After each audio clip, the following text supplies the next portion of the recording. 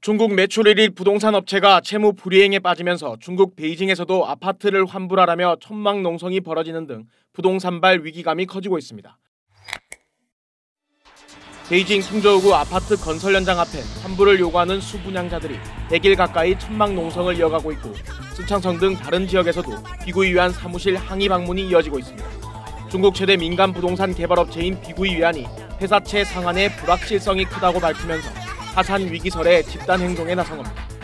비구이 위안은 2017년부터 5년간 중국 매출 1위를 기록한 부동산 회사입니다.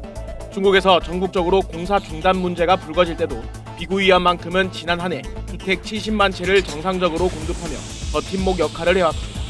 그런 비구이 위안이 디폴트 위기에 빠졌고 상반기 손실 규모가 10조 원에 달할 것으로 추정된다는 발표가 나왔습니다.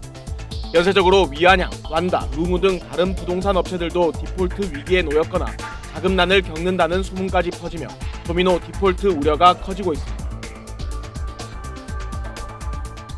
중국발 제2의 리먼 사태가 발생할 수 있다는 우려가 커지고 있습니다. 중국 매출 1위 부동산 개발업체 비구이 위안이 부동산 경기 침체 속에 채무 불이행에 빠졌습니다. 국유 부동산 개발업체 위안양과 최대 부동산 자산 신탁 중농까지 유동성 위기에 빠지면서 도미노 디폴트 위기감이 커지고 있습니다. 중국은 지난 2021년 말에도 부동산 기업 헝다가 디폴트를 선언하면서 한 차례 부동산발 위기감이 고조됐었는데요. 비구이 위안은 헝다보다 4배나 많은 부동산 프로젝트를 진행 중인 업체로 파장이 더 클 걸로 보입니다. 부동산은 중국 GDP의 4분의 1을 차지하며 내수, 수출과 함께 중국 경제의 3대 축 중 하나인데 부동산이 위기를 맞으면 중국 경제 전체가 흔들릴 거란 우려가 나오고 있습니다. 글로벌 투자은행인 JP모건은 비구이 위안 사태가 부동산 업체들의 자금줄인 투자신탁 회사들의 자금난을 초래할 수 있다고 분석했습니다.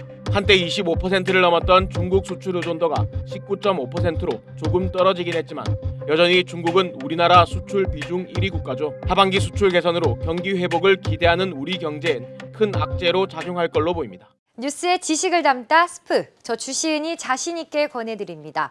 SBS의 지식 구독 플랫폼 스브스 프리미엄, 여러분의 하루를 더욱 풍성하게 만들어드립니다. 지금 바로 구독하세요.